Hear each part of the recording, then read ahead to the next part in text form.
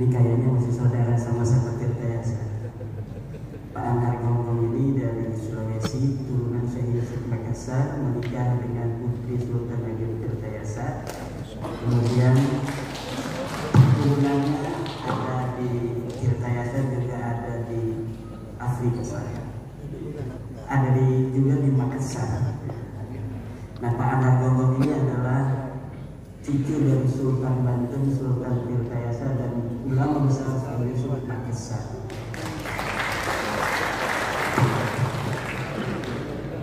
Juga Tengku Mudafari Al-Kusyasi, beliau cucu dari pendiri atau pembawa kereta Syattariyah dari Mekah, dari India, dibawa ke Aceh, kemudian dibawa ke Banten oleh para Sultan Banten juga. Bapak Dr. Sulu yang saya hormati, para hadirin, para tokoh ini banyak, Kiai Syarif di belakang ini, kiai-kiai, ada Kiai Mukhtar Fatali, ada Kiai Mujib, ada Kiai Zainal, dan tokoh-tokoh besar lainnya. Mudah-mudahan semuanya ini mendapatkan keberkahan pada hari ini. Juga Gus Muhammad Pleret dari Banyumas, ada dari Jogja, ada dari Ampel, dari Surabaya, dan lainnya.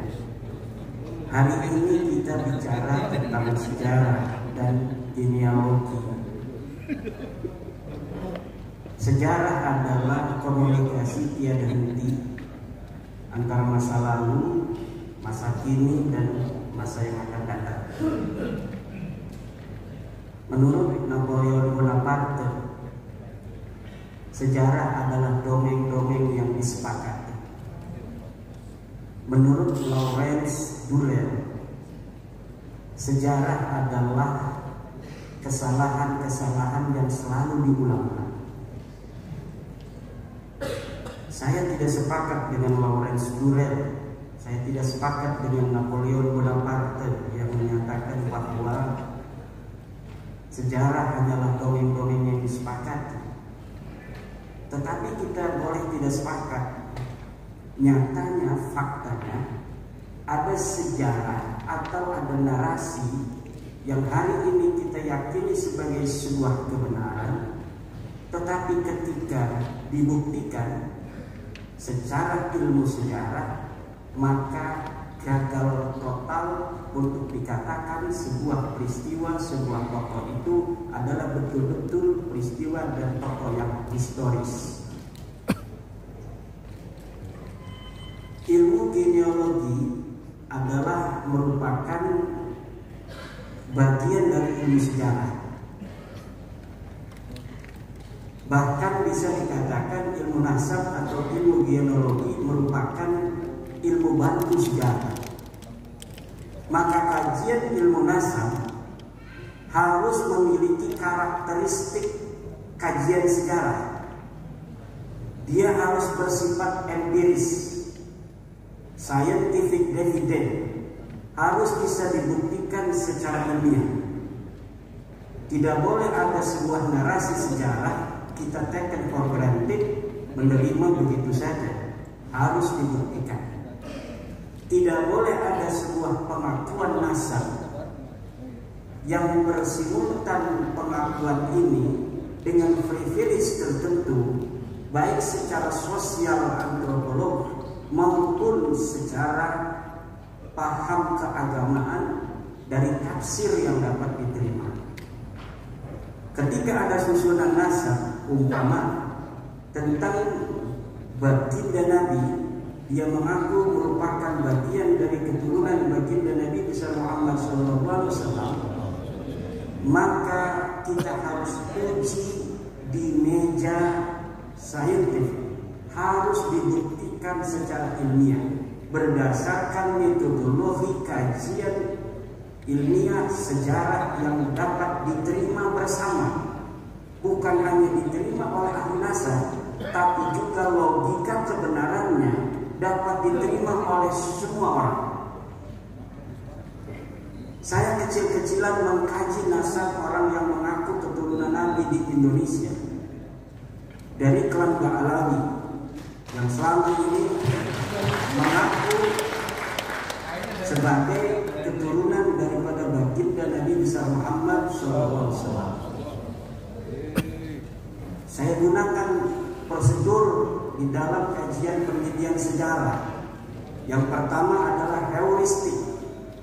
Saya kumpulkan sumber-sumber sejarah, sumber-sumber yang membantu penelitian saya di dalam bagaimana menguji kebenaran sebuah tesis pengakuan berdasarkan silsilah-silsilah urutan nasab yang ada bahwa dia merupakan keturunan Nabi, baik dari manuskrip zaman masa lalu sesuai dengan zamannya maupun dari kitab-kitab yang sudah dicetak. Kemudian saya melakukan verifikasi sumber. Saya kritik, saya verifikasi validitas dan orisinilitasnya. Kemudian saya pilih mana sumber yang primer. Sumber, adakah sumber yang langsung ditulis oleh orangnya atau ditulis oleh orang lain tetapi dia pernah bersama dengan orang-orang yang ditulis dengan nasab itu, atau sumber itu tidak sezaman tetapi masih begitu dekat yang dapat melacak sebuah kebohongan apabila apa yang dikatakan sebelumnya adalah merupakan sebuah kebohongan. Setelah mengadakan verifikasi dan memilah, kemudian saya melakukan interpretasi sumber.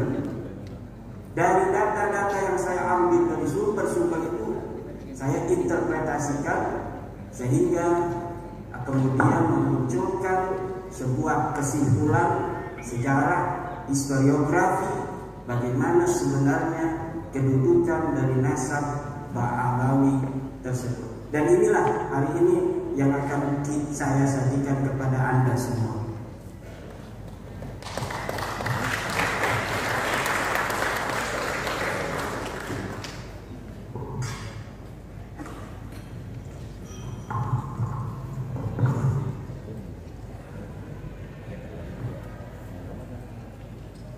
Atau sambil berdiri aja ya.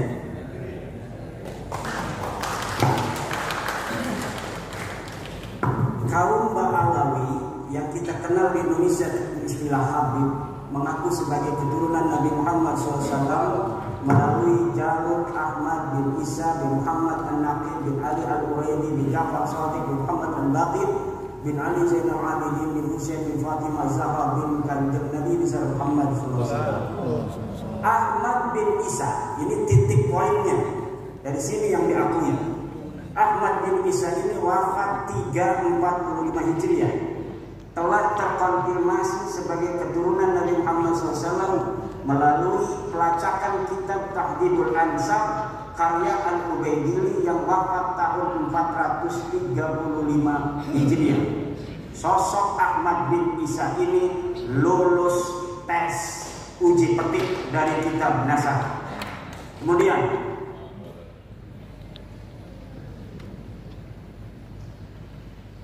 menurut keluarga Ba'alawi, Habib yang ada di Indonesia, Ahmad bin Isa mempunyai anak bernama Ubaidillah. Kemudian Ubaidillah ini mempunyai anak bernama Alwi.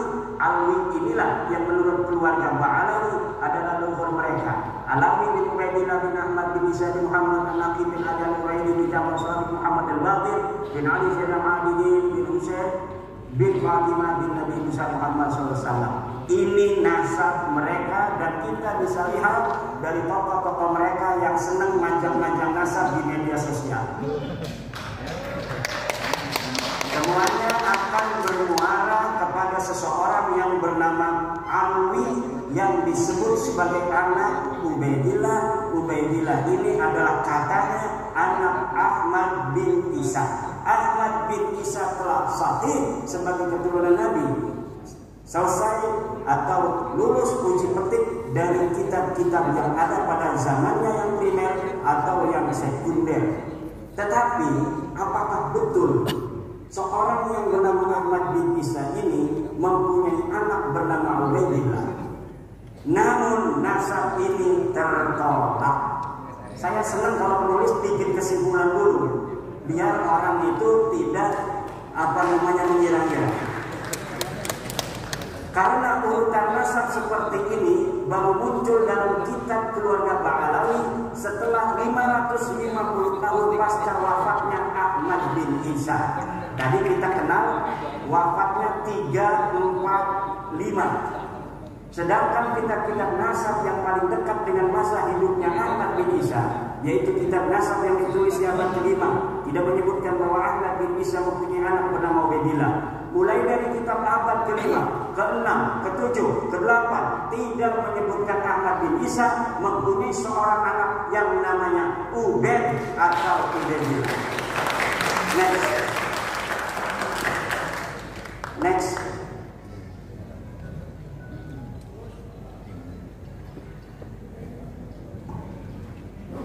Kitab abad kelima, Muntaqilah Talibiyah, karya Abu Ismail Toba yang wafat tahun 400 Hijriah menyebutkan bahwa sebagian anak Ahmad bin Isa adalah Muhammad yang tinggal di Roy, tidak ada Ubaid.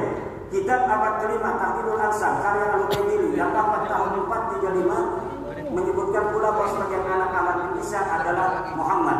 Kitab abad kelima, Al-Masjid, karangan Al-Umari, wafat 490 menyebut pula bahwa sebagian anak Ahmad bin Isa adalah Muhammad. Kitab abad kelima sepakat tidak menyebutkan bahwa Ubaidillah sebagai anak Ahmad bin Isa. Namun masih ada kesempatan.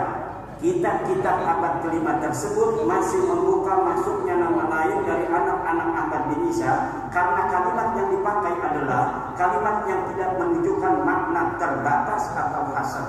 Menggunakan kalimat sebagian dari anaknya adalah Muhammad. Kitab abad yang dapat terlacak ada dan sudah dicetak abad kelima, 3 ini sepakat bahwa tidak ada anak Ahmad bin Isa bernama Ubaidillah.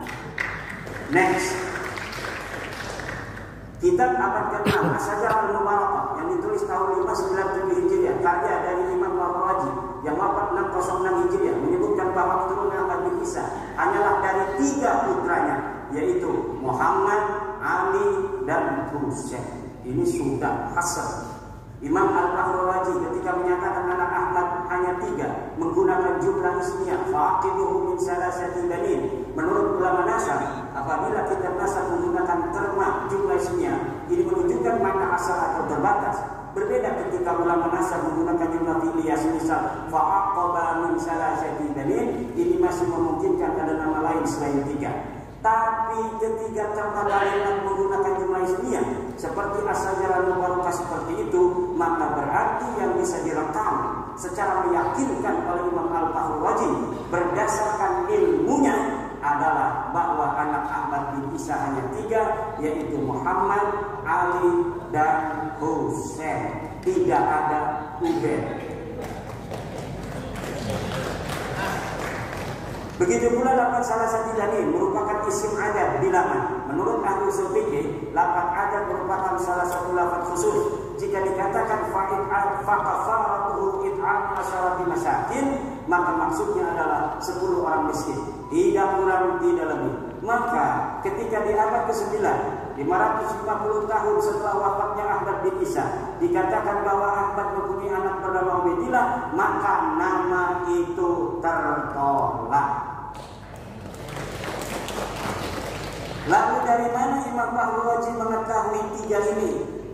Tanpa adanya referensi yang disebutkan dalam kitab As-Sajarah Mubarakah, inilah yang dikritisi oleh Umar Abbas misalnya dan yang lain sebagainya. Imam Al-Raji, saudara, ketika menyebut anak Ahmad bin Isa hanya terbatas pada 3 saja, ini sangat bisa dipercaya. Kenapa? Karena ia tinggal di kota Roy di Irak. Sedangkan di Roy banyak anak keturunan Ahmad bin Isa dari jalur Muhammad bin Ahmad bin Isa. Ini sabotase.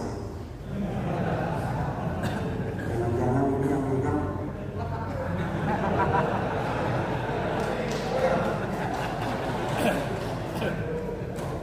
Ini ada al-alnya kan namanya. Al-anu.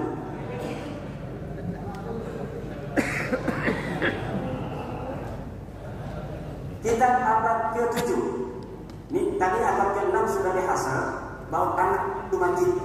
Sekarang bagaimana reportase dari kitab-kitab yang ada yang sampai kepada kita dari abad ke-7, ke-8 dan ke-9 awal. Kitab abad ke-7 Al-Bahri karangan Imam Al-Marwazi yang wafat 614 Hijriah juga tidak menyebut nama Ubaidillah sebagai anak Ahmad bin Isa.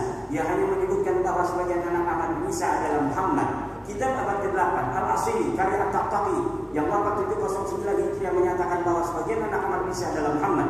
Kitab abad ke-8 As-Sabatul Rusal karya Ibnu Al-Araj Al-Husaini yang wafat 787 Hijriah menyatakan bahwa sebagian anak Ahmad bin Isa adalah Muhammad. Kitab abad 9 Umdatul Talib karya Ibnu Inaba yang wafat tahun 828 Hijriah menyatakan bahwa sebagian anak Ahmad bin Isa adalah Muhammad. Maka ada 8 kitab nasab yang sudah saya sebutkan yang membentang mulai dari abad ke-5, ke-6, ke-7, ke-8 dan ke-9 awal sepakat bahwa Ahmad bin Isa tidak mempunyai anak bernama Ubaidillah, dan di abad ke-6 sudah dihasal bahwa anak Ahmad bin Isa hanya 3. Maka masuknya nama Ubaidillah sebagai anak Ahmad bin Isa tidak bisa dianggap sah.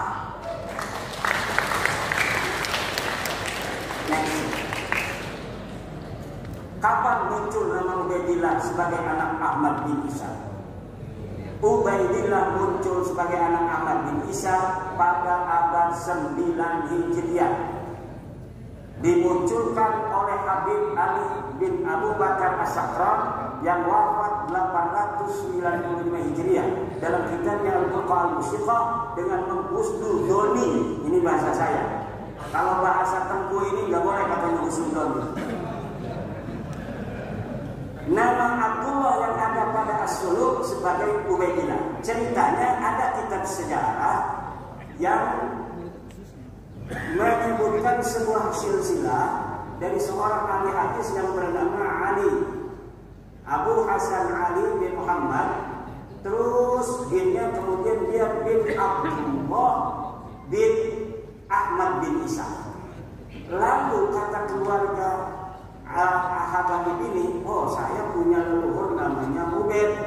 Mungkin Ubaid ini adalah Abdullah. Maka kemudian diurutlah nasabnya dengan menghusnudoni nama leluhurnya Ubaid ini sebenarnya namanya adalah Abdullah, yang kemudian ditasghir menjadi Ubaidullah. Lanjut. Ini ada keterangan. Di tahun 732 sudah ada orang yang dicatat kitab As-Suluk sebagai anak Ahmad bin Isa. Selain dari 3 anaknya yang disebut dalam As-Sajarah Mubarakah, namanya Ali dari keluarga Bajadid Abu Alwi. Katanya ia keturunan Ahmad bin Isa dari anaknya yang bernama Abdullah. Nama lengkapnya Abu Hasan Ali bin Muhammad bin Ahmad bin Jadid bin Ali bin Muhammad bin Jadid bin Abdullah bin Ahmad bin Isa. Nama Abdullah inilah yang dihusnudoni oleh ahli As-Sakran sebagai Ubaid, di mana leluhurnya dulu bernama Ubaid. Lalu ia memahami bahwa Ubaid ini sebenarnya Ubaidillah dan Ubaidillah ini sebenarnya adalah Abdullah yang ditulis di kitab Suluk. Sejak itulah keluarga As-Sakran menulis silsilah leluhurnya sebagai Ba'ali. Lalu apakah ini aman? Kita lihat. Sayangnya silsilah Ba'alwi Bajadid juga sebenarnya bermasalah karena ternyata kitab As-Suluk ada 3 manuskrip riwayat yang berbeda. Jadi manuskrip As-Suluk yang dikarang 732 sampai kepada Ali As-Sakran 895 yang nyampe ke beliau hanya salah satu manuskrip yang dicetak daripada 3 manuskrip sebenarnya yang ada. Yang mana yang benar? Wallahu a'lam bishawab. Yang jelas ad-dalilu idza taraqahu al-ihtimalu saqata bihi al-istidlal. Sebuah dalil apabila telah masuk di dalamnya ada kemungkinan ihtimal yang tidak qat'i, maka dia tidak boleh dijadikan lagi sebagai dalil.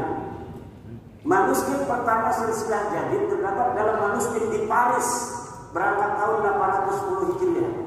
Manuskrip itu menyebutkan bahwa Abu Hasan Ali bin Muhammad bin Ahmad bin Habib bin Ahmad bin Isa, tidak ada nama Abdullah. Sedangkan dari Ali As-Sakran menyambungkan nasabnya kepada Ahmad bin Isa melalui Abdullah karena dia punya leluhur yang namanya Ubaid, kemudian dihusnudoni sebagai Abdullah. Sekarang Abdullahnya di sini di dalam manuskrip Paris ini tidak ada. Lalu bagaimana? ya putus rungkat. Nah ini ada manuskrip dari Parisnya.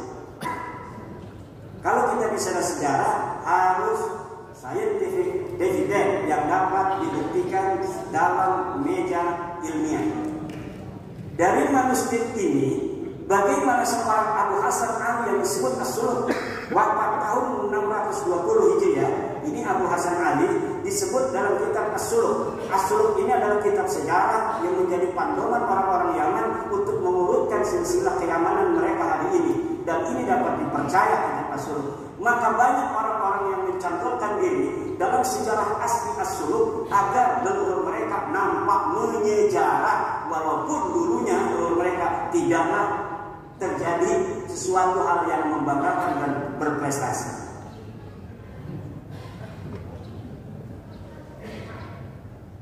Hanya menjadi urutan kelima dari nasab Ahmad bin Isa. Saya ulangi, dari manuskrip ini, bagaimana seorang Abu Hasan Ali yang disebut As-Suluk wafat 620 Hijriah hanya menjadi urutan kelima dari nasab Ahmad bin Isa yang wafat 340 Hijriah. Berarti setiap generasi baru mempunyai anak di umur 55 tahun. Dan ini tidak masuk akal dalam ilmu genealogi, di mana setiap generasi dengan generasi berikutnya berjarak lahir dan wafat rata-rata harusnya 33 tahun. Dan dengan manuskrip ini, campuran Habib Ali As-Sakran menjadi bias dan tidak sah. Karena apa? Karena Habib Ali As-Sakran mencampurkan keluarganya ke Ba'alawi karena ada nama Abdullah yang disebut As-Suluk. Sedangkan di dalam manuskrip As-Suluk versi Paris ini, Abdullahnya terayat. Silakan. Next. Manuskrip kedua As-Suluk silsilah jadid adalah Abu Hasan Ali bin Muhammad bin Ahmad bin Hadid bin Abdullah bin Ahmad bin Isa. Dalam manuskrip dua ini, nama Abdullah memang ada, namun jumlah nama hanya 6. Ada tambahan nama Abdullah dari versi manuskrip yang pertama. Perkiraan jarak wafat dan lahir antara nama-nama itu 45 tahun. Walau lebih muda dari manuskrip sebelumnya, tetapi tidak masuk akal.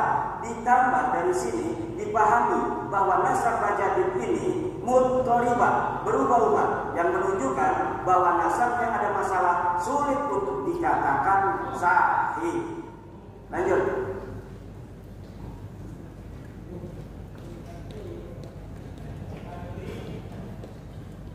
Manuskrip 3 As-Suluk silsilah hadits adalah atau jadid Abu Hasan Ali bin Muhammad bin Ahmad bin Hadid bin Ali Muhammad bin Hadid bin Abdullah bin Ahmad bin Isa. Silsilah inilah yang dicetak dan ditahqiq oleh Al-Aqwa tanpa menyebutkan dari versi manuskrip manakah silsilah ini diambil. Bisa jadi silsilah semacam ini tidak ada dalam manuskrip manapun. Ia mentahqiqnya dan menambahinya berdasar pengetahuannya dari literasi Ba'alawi saat ini. Jika manuskrip pertama yang sahih, maka pencantuman Habib Ali As-Sakran gagal total. Karena nasab Ba'alawi saat ini adalah furu' dari usul nasab Jadid. Ketika usulnya batal, maka furu'nya juga batal.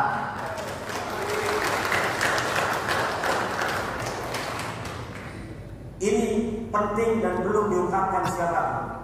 Keluarga As-Sakran bukan Ba'alawi. Nampaknya kitab As-Suluk karya Imam Al-Janabi wafat 732 Hijriah adalah kitab sejarah yang menjadi pegangan latar belakang konstruksi nasab Ba'alawi dan sejarahnya. Nasab dan sejarah Ba'alawi yang ahistoris disusun sedemikian rupa menggunakan latar belakang sejarah yang terdapat dalam kitab As-Suluk. Penulis yakin secara ilmiah bahwa keluarga As-Sakran sebelumnya tidak dikenal dengan nama Ba'alawi. Nama Ba'alawi keluarga As-Sakran itu dikenal setelah kitab Al-Burqa dan kitab Al-Jawhar-Syafaq ditulis, yaitu milik Habib Abu Bakar As-Sakran dan Imam Al-Khatib. Seperti film fiksi sejarah Arya Kamandanu yang skenario ditulis berlatar belakang sejarah Majapahit.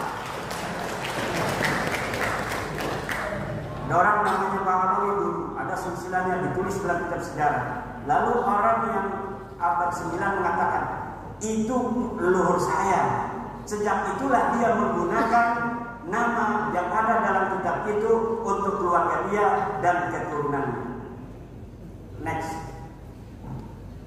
Ini versi ilmiahnya, interpretasi dari sumber-sumber yang kita dapatkan. Perhatikan kitab An-Nabhah Al-Anbariyah. Ini kitabnya. Setiap saya ngomong kitab saya tidak sebutkan, tetapi ada foto dari kitab dan halamannya. Perhatikan kitab An-Nabhah Al-Anbariyah karya Muhammad Kadzim bin Abil Futuh 880 Hijriah. Dalam kitab itu di halaman 53 disebutkan bahwa Banu Abi Alwi adalah Abu Alwi bin Abil Jadid bin Ali bin Muhammad bin Ahmad bin Jadid. Dalam kitab itu, ulama yang hidup di abad 9 dan tinggal di Yaman sama sekali tidak menyebut nama-nama keluarga Ali As-Sakram yang ada pada masa itu atau sebelumnya, seperti Fakih Muqaddam Muhammad Shalih Mirbah sebagai Ba'alam. Ia hanya menyebut keluarga Jadid. Padahal pengarang kitab An-Nabhah Al-Anbariyah ini hidup semasa dengan Ali As-Sakram. Kalau pada masa itu dan sebelumnya keluarga Habib Ali As-Sakram dikenal sebagai Ba'alawi, tentunya Muhammad Kadzim akan menulis contoh-contoh Ba'alawi selain dari Jadid disebutkan, yaitu dari keluarga-keluarga Fakih Muqaddam dan sebagainya. Ini membuktikan bahwa keluarga Ba'alawi yang terkenal itu hanyalah dari keluarga Jadid, keluarga Ali As-Sakram dan leluhurnya sebelumnya, bukan keluarga Ba'alawi. Jika keluarga As-Sakram dikenal dengan nama Ba'alawi, tentu Habib Futuh yang hidup sejaman dengan As-Sakram akan menyebut minimal satu nama yang mengindikasikan bahwa keluarga As-Sakram adalah bagian dari Ba'alawi. Perhatikan kitab An-Nabhah Al-Anbariyah halaman 53. Di sini nggak kelihatan, silakan di Google saja. Next. As-Sakram hanya bisa menyebut dua nama keluarga Jadid. Habib Ali As-Sakram yang mengatakan bahwa Jadid yang ada dalam kitab sejarah itu As-Suluk adalah saudara dari Alwi, leluhur dia, hanya bisa menyebutkan dua nama keluarga Jadid. Dua nama itu persis sama dengan yang disebut kitab As-Suluk, yaitu Abu Hasan Ali dan Abdul Malik yang berketurunan di India.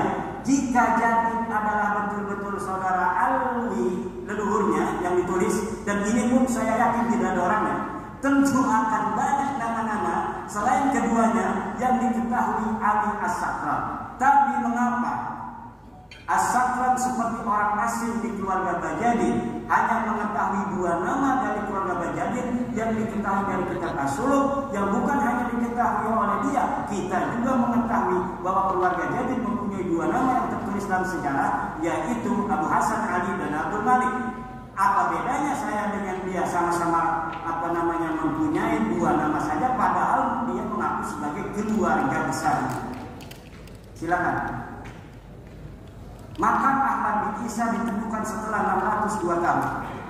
Ahmad bin Isa yang wafat tahun 345 Hijriah. Makamnya hari ini berada di Husaisah. Lalu apakah makam itu sudah dikenal sejak tahun wafatnya itu, yaitu 345? Al-Janabi 732 Hijriah tidak merekam adanya makam Ahmad bin Isa. Padahal dia sejarawan yang rajin mencatat nama-nama makam yang diziarahi dan dianggap berkah.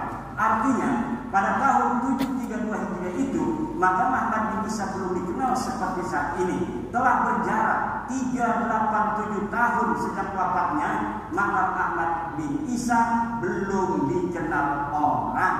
Ini dalam reportase As-Suluk yang rajin jarah-jarahin makam, tetapi dia mencatat nama makam-makam lain, tidak mencatat nama Ahmad bin Isa yang katanya sudah wafat 345 Hijriah di Yaman. Ini orang Yaman aja. Syekh Ahmad bin Hasan Mu'andim menyatakan, tidak ada dalam sejarah Yaman makam diagungkan yang di atasnya ada mashhad dan masjid sampai separuh abad 5, kecuali yang disebut sebagai Masjid Syahidain di San'a Al-Quburiyah di Yaman 176. Lalu kapan berita bahwa Ahmad bin Isa ini dimakamkan di Husaisah? Berita awal yang didapatkan adalah Al-Mahramah 947 Hijriah dalam kitabnya Balaghatun Nahar fi Wafayat A'yanidar. Disebutkan bahwa makam Ahmad bin Isa di Husaisah. Balaghatun Nahar fi Wafayat A'yanidar 2/3 Street 518 Syamilah. Berarti berita bahwa Ahmad bin Isa dimakamkan di Huzaifa baru setelah 602 tahun setelah wafatnya Ahmad bin Isa. Kitab tersebut pula menyebutkan bahwa keyakinan makam Ahmad bin Isa di Huzaifa itu karena Habib Abdurrahman bin Muhammad berziarah di situ dengan isyarat adanya cahaya yang nampak di atas sananya. Jadi ditemukannya makam itu setelah ratusan tahun bukan karena adanya kitab sejarah yang menyebutkannya, tetapi berdasarkan isyarat spiritual. Diceritakan di situ bagaimana cara menemukannya, yaitu dengan meminta doa kemudian melihat cahaya. Ada cahaya di situ maka ditetapkanlah makamnya di situ. Dan sekarang banyak terjadi seperti itu, makam-makam baru yang dulunya kita tidak mengetahui pernah ada makam di situ, kemudian sekarang ada makam. Ini masih penting, tidak merampok siapa-siapa, dia hanya berbohong. Makamnya sudah ada namanya, kemudian namanya dibelokin kemana-mana, tidak sesuai dengan tradisi riwayat dari keluarganya sendiri.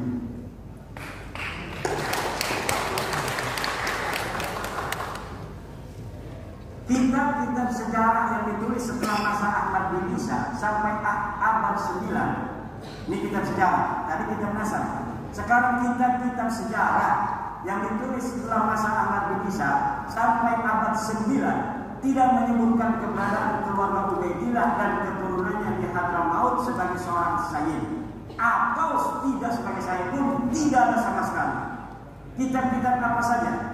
Tarikh Musallaf Al-Lahaji wafat 545 Hijriah, belum dicetak, tapi manuskripnya saya punya. Tidak ada nama Ubaidillah dicatat di dalam kitab itu, dan tidak ada keterangan bahwa Ahmad bin Isa pernah hijrah ke Yaman dari Irak. Tabaqat Ibnu Samurah wafat 586 Hijriah. Tarfatul Ashar, nah ini Ibnu Samurah sering sekali namanya dicatur dalam kitab-kitab Ba'alawi semacam Syamsul Zahirah dan kitab-kitab yang lainnya, Al-Quran, kemudian kitab Hikmatul Ashirah, bahwa Ibnu Samurah pernah mengisbat silsilah nasab Ba'alawi pada masanya. Tetapi ketika kitabnya yang bernama Tabaqatul Fuqaha saya cari dari awal sampai akhir, tidak ada satupun Ibnu Samurah menyatakan bahwa dia mengisbat nama keluarga Ba'alawi sebagai sayyid, apalagi mengisbat menyebut nama dari satu keluarga Ba'alawi pun tidak ada. Next, kesimpulan. Para habaib yang sekarang kita kenal bukanlah keluarga Ba'alawi yang dikenal di abad 7 dalam kitab-kitab sejarah.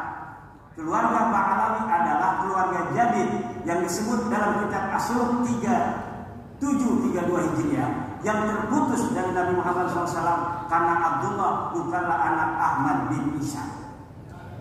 Para habaib nasabnya terputus dari Nabi Muhammad SAW karena Ubaidillah bukanlah anak Ahmad bin Isa.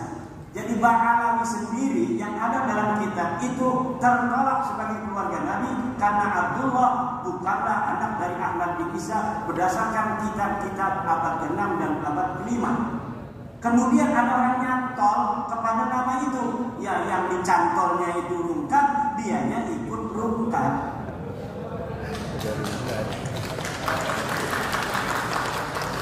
Pengakuan keluarga habaib sebagai keturunan Nabi baru mulai abad 9 oleh Habib Ali As-Sakran dalam Al-Burqa dan atau Abdurrahman Al-Khatib 855 Hijriah dalam Al-Jauhar As-Syafa. Ini jarang saya ambil namanya Al-Khatib, walaupun hidup bareng. Dia adalah Al-Khatib ini murid dari kakeknya Ali Habib Ali As-Sakran, juga murid daripada ayahnya. Jadi walaupun dia bukan Ba'alawi, terindikasi subjektivitas itu ada karena dia hidup bersama Habib Ali As-Sakran. Dan kitab Al-Jauhar As-Syafa ini belum dicetak sampai sekarang. Dia bagaikan sebuah kitab sakti yang tidak boleh dilihat oleh siapapun, tetapi sering diambil oleh kalangan Ba'alawi untuk membela nasabnya. Jadi kita tidak bisa untuk melihatnya, tetapi dia mengutipnya. Bagaimana sebuah dalil hanya bisa diketahui oleh mereka, kemudian didalilkan kepada kita tanpa kita bisa memverifikasi tanpa kita bisa memvalidasi, tanpa kita tahu originalitasnya seperti apa. Jadi ini namanya senjata yang sangat canggih, yang bisa untuk membacok tapi kita nggak bisa melihatnya. Kitab-kitab yang lebih muda dari As-Sajarah Al-Mubarakah 606 yang menyebutkan bahwa Ba'alawi habaib tersambung nasabnya kepada Rasulullah tertolak karena hanya mengutip dari Al-Burqa dan Al-Jauhar kitab abad 9 Hijriah. Next. Terakhir, usaha yang perlu ditempuh habaib agar nasabnya tersambung. Saya kasih clue. Seorang yang meneliti harus begitu kan? Kita bukan karena tendensi, subjektivitas dan sebagainya. Enggak, kita ini aja. Para pendukung nasab Ba'alawi habaib untuk tersambung nasab mereka harus menjadikan kitab yang lebih tua dari As-Sajarah Al-Mubarakah yang menyatakan bahwa 1. Ahmad bin Isa mempunyai anak bernama Ubaidillah, 2. Ubaidillah mempunyai anak bernama Alwi. Untuk bisa dikatakan bahwa para habaib sekarang ini tersambung kepada keluarga Ba'alawi, maka menjadikan kitab yang lebih tua dari As-Suluk yang menyebutkan bahwa Jadid mempunyai saudara bernama Alwi. Jika 3 pertanyaan itu tidak terjawab dan yakin tidak akan terjawab kecuali bikin manusia palsu, maka para habaib bukanlah keturunan dari Nabi Muhammad sallallahu alaihi wasallam.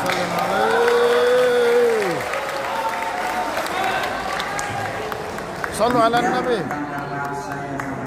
Dan kedapatnya wallahu a'lam bishawab. Assalamualaikum warahmatullahi wabarakatuh.